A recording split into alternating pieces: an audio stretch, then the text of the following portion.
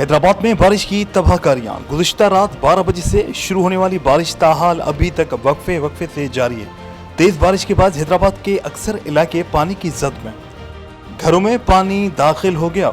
हैदराबाद के cloth market, फकीर का पेड़, मेहमान अस्पताल, पाकिस्तानी चौक, पिंजरा पुल, आफंदी टाउन, हैदर चौक, नया पुल, गाड़ी खाता, शहबाज बिल्डिंग, सिटीजन कॉलोनी, हिलाल एमर हॉस्पिटल, जबकि तालका लतीफाबाद और तालका कासमौत के भी अक्सर इलाकों में बारिश का पानी जमा है। लोग घरों तक महदूद, जबकि हुकूमत की जानिब से अवाम को तेज बारिश के मुतल्लिक आगाही भी दी जा रही है।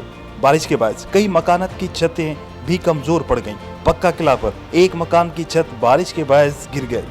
पाक आर्मी के जवान बारिश से मुतासरा इलाकों में पहुंच गए। पाक आर्मी के जवानों की जानिब से लतीफाबाद से पानी की निकासी जारी। हेवी मशीनरी के जरिए बारिश के पानी को इलाके से बाहर निकालने का सिलसिला जारी है। महकमा मौसमियात के मुताबिक बारिश का ये सिलसिला 20 अगस्त तक जारी रह सकता है, जिसके बायस कहीं हल्की तो कहीं तेज गरज चमक के साथ बारिश हो सकती है। अवाम को चाहिए कि खराब मौसम में घरों से बिला वजह बाहर ना निकलें और खास तौर पर बच्चों को बाहर हरगिज ना जाने दें। रात को जो मुसलसल बारिश जो शुरू हुई थी, बड़ी तेज़ और तूफ़ानी बारिश थी, वो जो कि अभी तक जारी है, उसके नतीजे में पूरा शहर लतीफ़ाबाद, हैदराबाद डूब गया है। और हैदराबाद की एडमिनिस्ट्रेशन अपनी सरतोड़ कोशिशें कर रही है।